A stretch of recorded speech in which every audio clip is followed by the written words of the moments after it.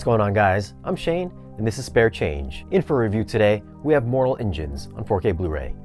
I won't be reviewing the movie, I'm just going to share with you my thoughts on the video and audio quality. But before we get into it, if you've got a passion for high quality movies at home, like 4K Blu-rays, or want to keep up on what's new in the audio and video world, then consider subscribing for new weekly content.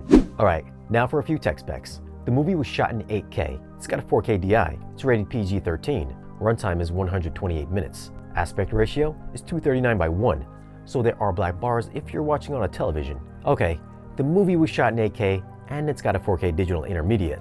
That means it should be reference quality. And I gotta say, yeah, it's reference quality. For all the grain haters out there, you'll be happy to know that this is a 4K crisp transfer. And when I say crisp, I mean it's crisp. Detail is abundant in every single frame. In Chapter 1, if you just pause where London is capturing the smaller vehicle, you can clearly make out all the rust, the dirt and debris, the textured steel, all in reference 4K. Not only do close-up shots look perfectly rendered, but landscapes were full of nuanced textures with a real sense of tangibility. The image could look so crisp and clean, it can come across as looking like they're just acting on sound stages rather than out in the real world. Whether or not that pulls you out of the movie is gonna depend on you. HDR looked amazing here as well, with deep, smooth gradational tones seen in many of the outdoor shots. Skin tones were rich and firm, and spectral highlights in Chapter 3 was a standout. Flames and explosions when the vehicle is being crushed can get intensely bright with vivid shades of reds and oranges. Black levels were great as well, with no black crush or flatness, so shadow detail remained discernible in even the darkest of scenes. Contrast enhanced the depth to near three-dimensional quality, which leads me to believe that if we do get a 3D version, that should be reference quality too. Well, it's been lovely chatting. I have to go. Audio was done in Dolby Atmos, and unlike the video quality, I was kind of underwhelmed with this mix.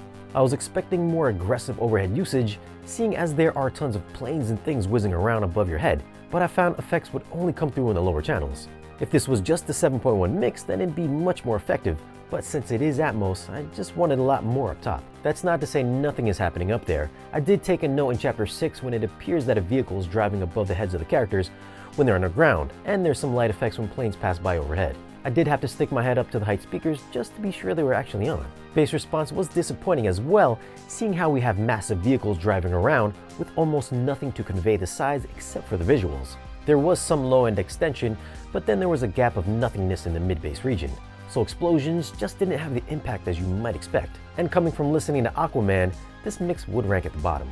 Soundstage I thought was decent, but again, I would have liked a wider, more spacious presentation since the visuals were on such a grand scale. Dialogue, however, was spot on with some surprisingly deep bass in the center channel at times. So for audio, I'm gonna go with 7.5. I think it's an above average 7-channel mix with a subpar Atmos mix. And bass response kept me thinking, is my subwoofer turned on? For video, it's easily a 10. This is probably the best looking 4K I've seen. It's right up there with Blade Runner 2049. If you've been wanting 4K sharp, crisp, clean, detail-rich transfer with great HDR, Dolby Vision, or HDR10, then this is a must-own disc. The movie, on the other hand, well, I'll leave that up to you. Now, if you guys want to grab this movie, I'll leave some links down below in the description. Leave us a comment and let us know your thoughts on this transfer and what you feel about the Atmos mix. Follow us on social media, and if you want to support the channel and get exclusive content and giveaways, then stop by our Patreon page. Don't forget to like, share, and subscribe, and we'll see you guys again in the next video.